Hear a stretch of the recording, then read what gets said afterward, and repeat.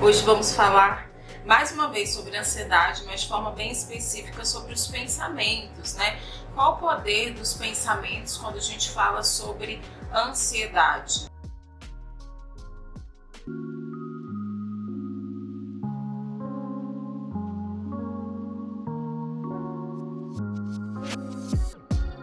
Você já parou para pensar nisso? Ó, o trocadilho. Já parou para pensar sobre os seus pensamentos e o papel dos seus pensamentos no quadro de ansiedade? Então vamos lá, eu vou falar um pouco para você sobre isso. Mas antes vamos entender, o que são os pensamentos, Os pensamentos são aqueles diálogos internos que nós temos, Não sei se você já parou para perceber, mas nós geralmente temos esses diálogos, temos sempre uma interpretação, uma ideia a respeito das coisas. E essa interpretação, essa ideia, essa percepção a respeito de nós, a respeito dos outros, a respeito do mundo, nós chamamos de pensamentos. E essas interpretações, esses pensamentos que nós temos, possuem algumas características que são importantes que nós tenhamos conhecimento deles, Então, quais são essas características? Primeiro, os nossos pensamentos, eles podem ser voluntários.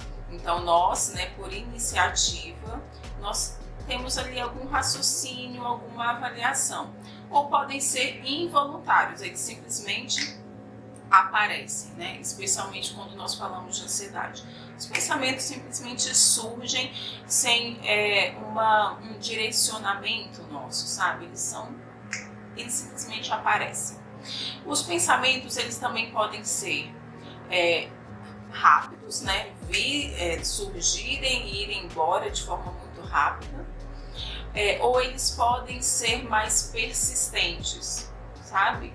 Então, eles podem ser passageiros, rápidos, passageiros, ou eles podem ficar ali e perdurar por mais tempo, é o que nós chamamos dos pensamentos ruminativos, eles ficam ali, E eles vão e voltam, eles persistem, entendem? São pensamentos persistentes. Além disso, os pensamentos, eles geralmente não envolvem um questionamento nosso. Nós, geralmente, não questionamos aquilo que passa pela nossa cabeça. Simplesmente, automaticamente, nós consideramos esses pensamentos como 100% verdadeiros, 100% válidos, certo? Essa é uma característica dos nossos pensamentos. Eles podem ser também, os nossos pensamentos, eles podem ser úteis, Então, eles trazem alguma utilidade, Tem alguma função ali positiva para nós. Ou eles podem ser inúteis, ou seja, não tem nenhuma serventia mesmo, só prejudicam, só adoecem.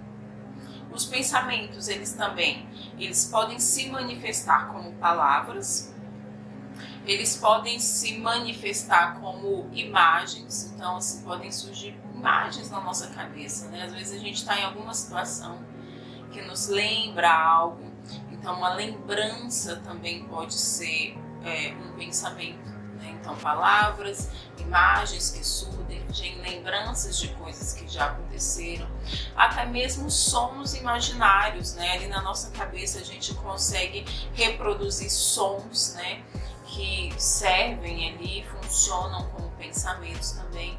E também aquela sensação do eu sei, sabe quando a gente simplesmente tem a sensação de saber tal coisa? Eu sei disso, eu sei daquilo, então a gente não questiona, A gente diz, não, eu sei, mesmo que não tenha nenhuma validade, mesmo que não tenha nenhum argumento contrário.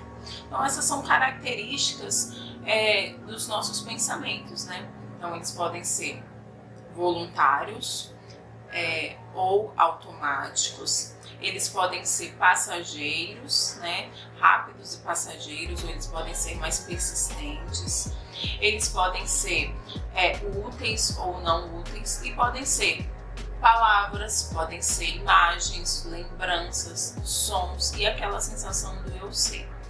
E por que é importante entendermos tudo isso? Porque o pensamento tem um poder muito grande na nossa saúde mental. A forma como nós pensamos sobre nós, sobre o mundo, sobre os outros, isso influencia diretamente a nossa saúde, a minha saúde emocional, a minha saúde mental. Então, o poder que existe, né, no pensamento, o poder é que o pensamento ele tem uma grande influência nas nossas emoções e nos nossos comportamentos. Esse é o grande poder dos pensamentos e por isso é importante entender, né, o que é o pensamento, como ele se manifesta, porque ele tem um grande poder de influenciar aquilo que eu sinto. Eu posso me sentir bem ou mal a partir do meu pensamento. Eu posso me comportar de uma forma adequada, de uma forma saudável ou não a partir do meu pensamento, influenciado pelo meu pensamento. Eu vou dar aqui um exemplo. Imagine que você está na rua, está na calçada, andando na calçada, e você vê um pouco à frente um cachorro vindo na sua direção. Um cachorro ali pequeno, né, de pequeno a médio porte, vindo na sua direção. Ele não está latindo, ele não está rosnando, não está nada, simplesmente está andando ali na calçada e vindo na sua direção. Você pode, por exemplo, pensar: nossa, mas que cachorro fofinho, que bonitinho. Esse pensamento vai gerar quais emoções e quais comportamentos? Talvez você, né, se sinta feliz, né, você se sinta ali, sinta uma empatia pelo cachorro, sinta vontade ali de acariciar e talvez você até faça esse comportamento, haja dessa forma, de se aproximar do cachorro, acariciar o cachorro. Essa é uma possibilidade. Outra possibilidade de pensamento você olha o cachorro e pensa, né? Esse cachorro parece o cachorro da minha vizinha. E ok, né? Você não gosta ou nem desgosta do cachorro da vizinha, simplesmente você olhou e você se lembrou do cachorro da vizinha. Esse pensamento, ele tem também uma repercussão nas suas emoções e no seu comportamento. Nesse caso, qual seria? Seria uma emoção neutra, tipo, você não gosta nem desgosta do cachorro, você só se lembrou daquilo. Então a emoção pode ser neutra, tipo, ok, é um cachorro. E o comportamento da mesma forma, você segue seu caminho, não faz nada, continua com as coisas como estão. E outra possibilidade é o pensamento de esse cachorro vai me morder, por exemplo. Se eu pensar, esse cachorro vai me morder, qual vai ser a minha emoção, quais vão ser as minhas emoções, quais vão ser os meus comportamentos? Provavelmente eu vou sentir muito medo, vou sentir ansiedade, provavelmente eu vou querer sair daquele lugar, então ou eu vou atravessar a rua, vou entrar em algum espaço, eu vou fugir, vou sair de perto daquele cachorro. Então, esse exemplo ilustra, né, qual o intuito? É realmente ilustrar que a situação é a mesma. Qual? Cachorro na rua, passando por você, passando ali na rua. E qual o resultado? Bom, depende, né? Se eu tenho um pensamento mais positivo, digamos assim, eu vou olhar para aquele cachorro, vou me sentir feliz, vou sentir vontade de pegar o cachorro, de acariciar o cachorro, e talvez eu até faça isso. Se eu pensar, esse cachorro parece com o cachorro da vizinha, ok, sigo o meu caminho, o cachorro segue o caminho dele, nada acontece, ou seja, são sentimentos e comportamentos neutros, porque eu tive um pensamento neutro. Agora, se eu tenho um pensamento mais negativo, como esse cachorro vai me morder, esse pensamento faz com que eu tenha sentimentos, emoções mais negativos, mais pesados, que são medo, ansiedade, angústia, né? E comportamentos também negativos, né? De fuga, um comportamento de fuga.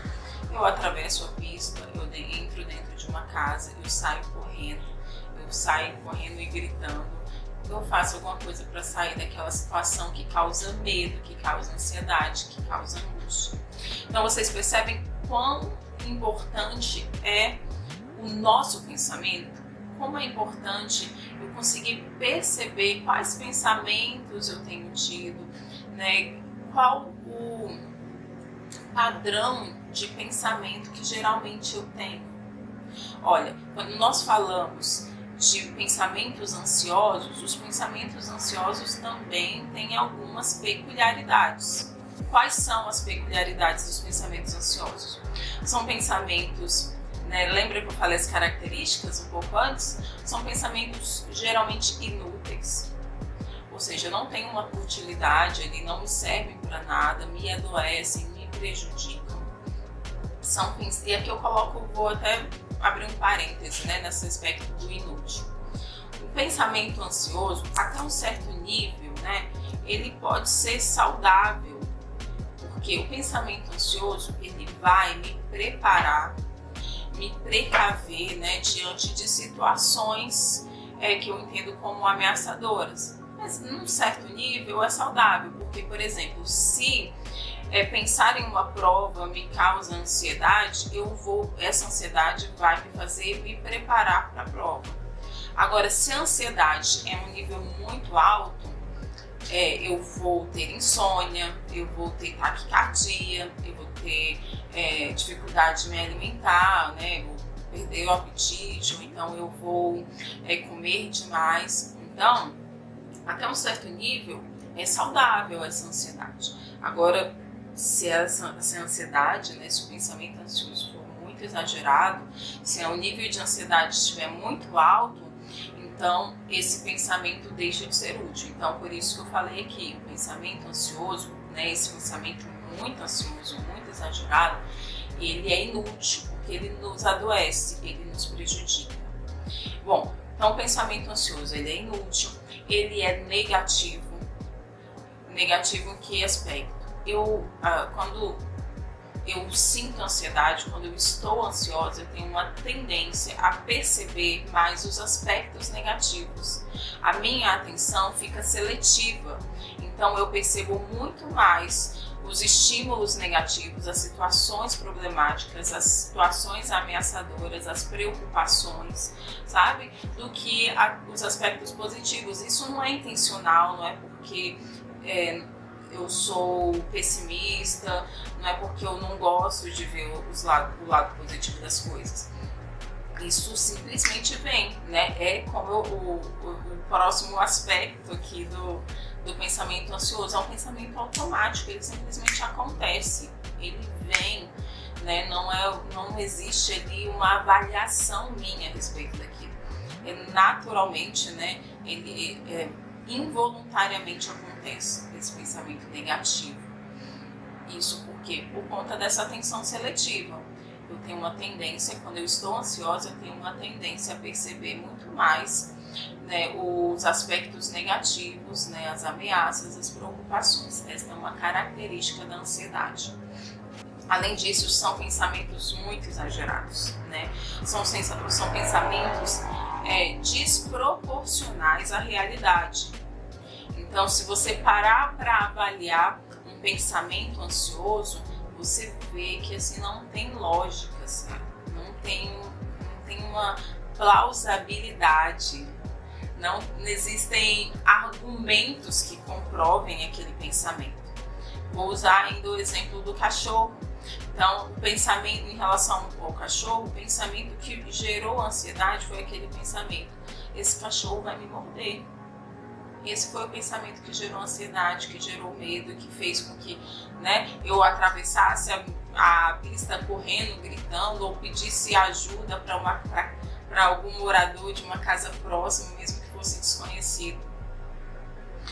Esse pensamento, ele é completamente desproporcional à realidade. A gente consegue perceber isso fazendo uma breve avaliação, né? Se questionando, peraí, esse cachorro ele está rosnando para mim? Não. O cachorro ele está correndo na minha direção? Não. Ele está olhando para mim? Não. Veja, quais são os argumentos que eu tenho de que esse cachorro vai me atacar de fato? Qual a probabilidade de que isso aconteça? Então, se a gente começa a investigar mais a fundo, nós percebemos que não o pensamento de fato ele está muito exagerado, assim, ele está fora da casinha totalmente. E se a gente, eu falei agora há pouco, né, geralmente os nossos pensamentos nós não questionamos, nós simplesmente reconhecemos esses pensamentos como válidos, como verdadeiros. Mesmo esses pensamentos ansiosos, nós consideramos eles como verdades, né? Nós não questionamos, bom, se veio isso na minha cabeça, então é isso mesmo. Só que nem sempre os nossos pensamentos são 100% verdadeiros, nem sempre os nossos pensamentos são 100% válidos. Então, essa observação do que se passa pela minha cabeça é muito importante, especialmente se eu tenho ansiedade. Porque fazendo essa avaliação eu consigo perceber, peraí, existe exagero aqui, eu estou muito fora da casinha, o que está acontecendo? Né? Então essa observação vai nos auxiliar a perceber se há exagero nos meus pensamentos.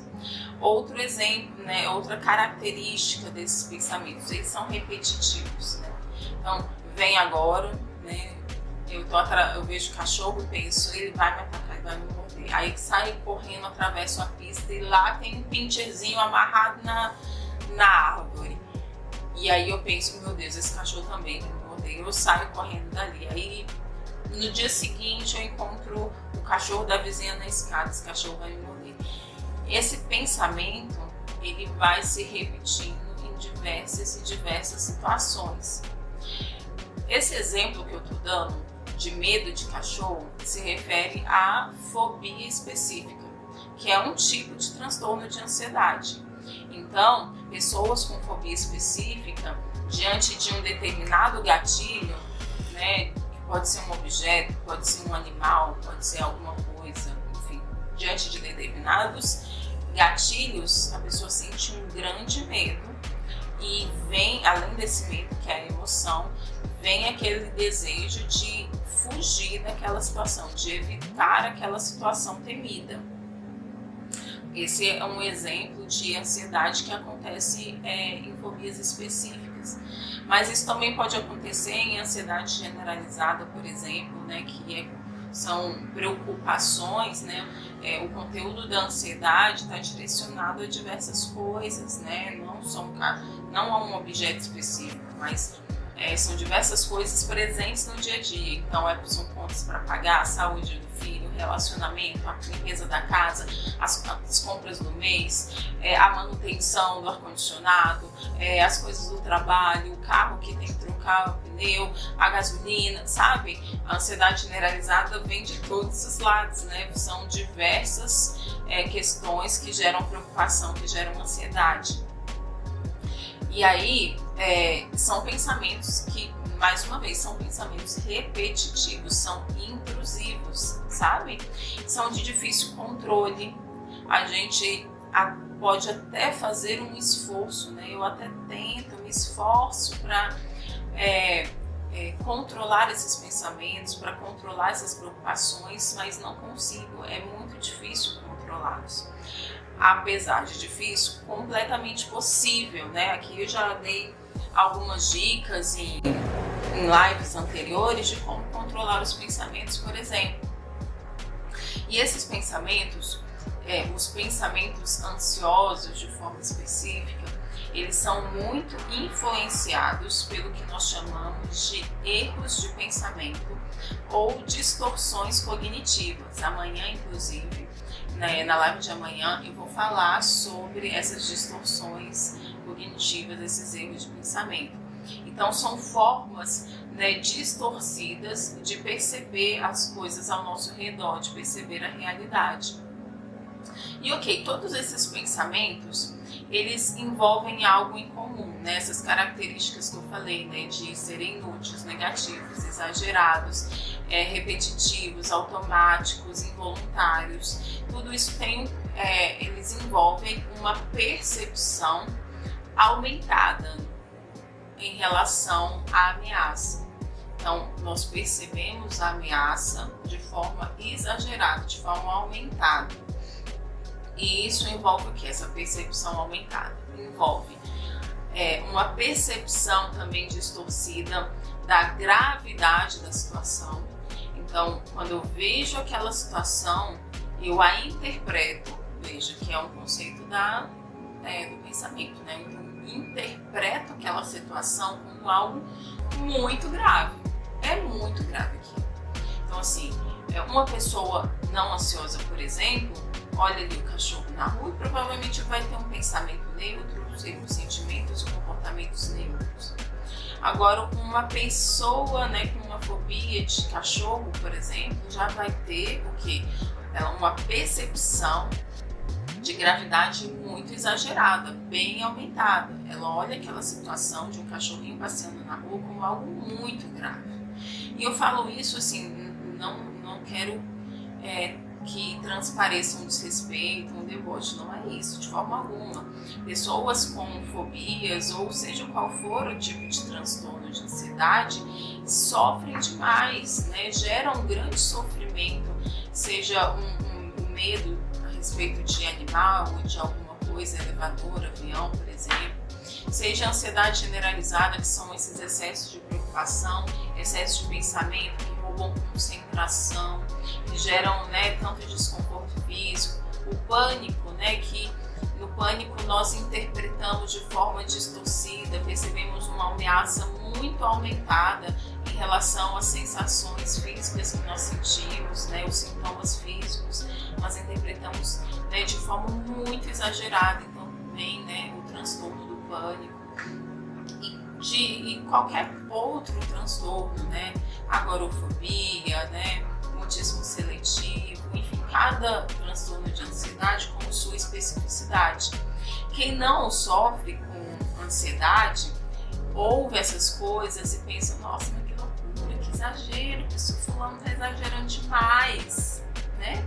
Então as pessoas que não sofrem com ansiedade têm esse pensamento muitas vezes, nossa, mas o fulano está exagerando demais.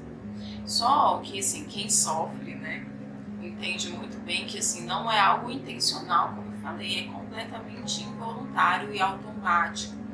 Então assim, tenha compreensão consigo mesmo, se respeite. Se você também convive com alguém com ansiedade, tenha também, né, compaixão, paciência, porque é algo involuntário, não é intencional, mas é algo que completamente tratável, é possível de reverter essa situação.